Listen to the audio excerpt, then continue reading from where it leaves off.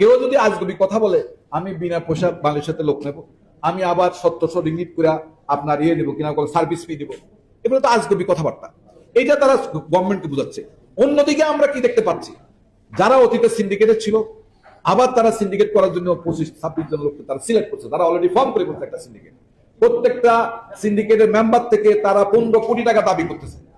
2016 সালে সিন্ডিকেটের মেম্বার হওয়ার জন্য তারা নিচ্ছে 5 কোটি টাকা, 2021 সালে সিন্ডিকেটের মেম্বার হওয়ার জন্য তারা নিচ্ছে 8 কোটি টাকা, এখন তারা ধার্য করছে কত? 15 কোটি টাকা। তাহলে একদিকে আপনারা বলতেছেন কি বিনা পয়সা লোক নেবেন, আরেকদিকে তলে তলে আমরা দেখতেছি আপনারা যারা আপনাদের মেম্বার হবে তাদের কাছ থেকে আমরা 15 কোটি টাকা নিচ্ছেন। তাহলে এটা how it is possible to send the workers without any cost? It is impossible. আমাদের সরকারকে তারা একটা ধোঁকা দিচ্ছে। ধোঁকা 2016 সালে তারা কি দিছে? বলছে আমরা 47,000 টাকা লোক পাঠাবো। কবে? 2016 সালে 47,000 টাকা লোক গেছে, একটা লোক যাইতে পারে না। তখন তারা 3.5 লক্ষ 4 লক্ষ টাকা দিয়ে লোক গেছে, 4 লক্ষ টাকা দিয়ে। এখন আসেন 2021 সালে যখন বাজার শুরু হয়েছে তখন 79,000 টাকা দিয়ে লোক যাওয়ার কথা, সরকার রেট ধার্য করে 79,000 টাকা দিয়ে, তখন লোক গেছে 5 থেকে 6 লক্ষ টাকা দিয়ে। তাহলে 2016 সালেও মিথ্যা কথা বলতে ধোঁকা দিছে, 2021 সালেও মিথ্যা কথা বলতে ধোঁকা দিচ্ছে, এবং সেই লোকগুলাই আবার গভর্নমেন্টকে বুঝাচ্ছে আমাদেরকে বাজার সিস্টেমে খুলে দেন, আমরা বিনা পয়সা লোক পাঠাবো। আমরা কি এটা বিশ্বাস করতে পারি?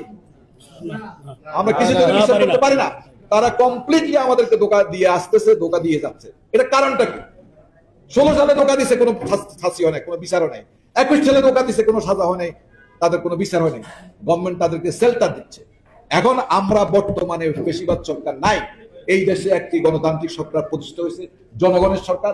আমরা বিশ্বাস করি এই সরকার কিছুতেই সিন্ডিকেট সিস্টেমে লোক মালয়েশিয়াতে পাঠাবে না, তাদের এই ধোঁকাতে পড়বে না, এবং যারা এটা করছে তাদেরকে আইনের আওতায় এনে কঠিনতম শাস্তি দেবে।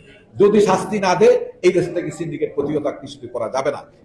এখন আমরা আপনাদের মাধ্যমে আমাদের সরকারের কাছে আবেদন জানাচ্ছি, অনুরোধ জানাচ্ছি, তারা কোনো অবস্থাতে যাতে এই ফাঁদে না পড়ে।